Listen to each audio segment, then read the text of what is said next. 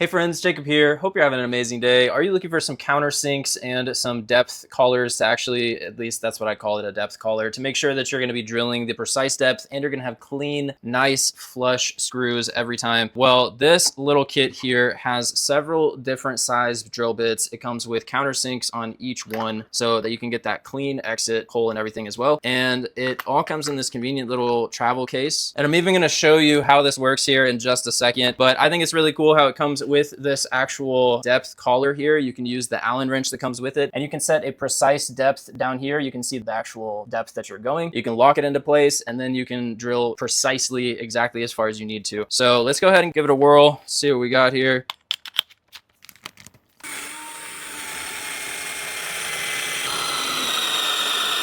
There we go. And it stopped right at that actual depth collar.